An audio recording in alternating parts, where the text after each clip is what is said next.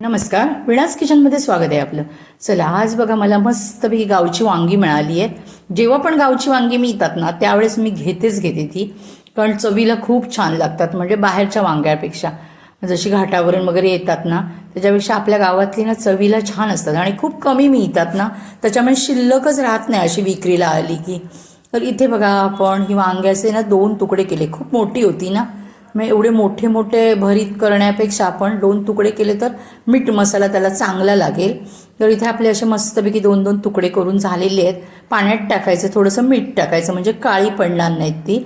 इथे वाटणामध्ये बघा कांदा, खोबरा, आला, लसूण आणि कोथिंबिरीचे देठ आणि आपण वाटून घेतोय, त्याच्यामुळे त्याच्यात थोडंसं मीठ, गरम मसाला आपला जो मालवणी मसाला येतो आणि हळद असं सगळं वाटून घेतलं आहे. आणि जाडसर वाटायचं, थोडंसं पाणी कमी वापरायचं, जेणेकरून कसं आपल्याला हे वाटण जे ते वांग्याच्या पोटात भरायचं आहे ना, त्याच्यामुळे असं घट्ट ठेवायचं.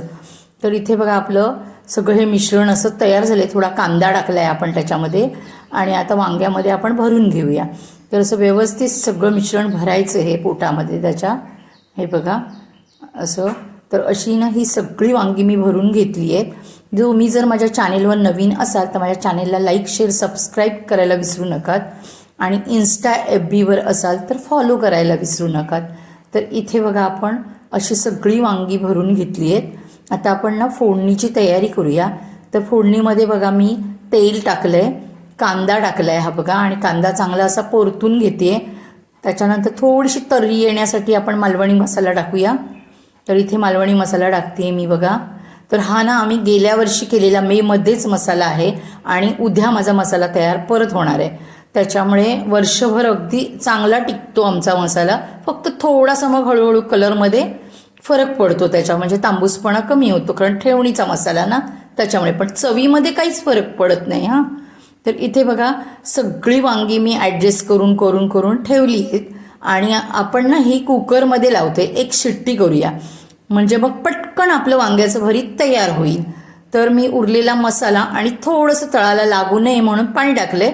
जरासं आता थोडा वेळ झालाय त्याच्यामुळे या जाग्यावरून ना आपण हलवूया त्या वांग्यांना, कारण थोडं थोडं असं परतून घेऊया जरासं. बघा लगेच त्याला थोडासा काळपटपणा आला की नाही तळासून, कारण जरा ढवळून घ्यायला पाहिजे, नाही तर मग तळाला लागतील ती. आता मी फक्त 1 शिट्टी करणार आहे आणि एका शिट्टीमध्ये बघा ही गावातली वांगी आहेत, कसली जबरदस्त शिजली आहेत ती मस्तपैकी. आणि ह्याच्याबरोबर चपाती किंवा तांदळाची भाकरी करायची, काय लागतात चवीला. तर इथे अशी आपली बघा मालवणी पद्धतीने भरलं वांग तयार झालंय. ह्याच्यात जर तुम्हाला जोला टाकायचं असेल ना तर तुम्ही टाकू शकता, अप्रतिम चव लागणार आहे. त्यामुळे अशी करा, खा. धन्यवाद.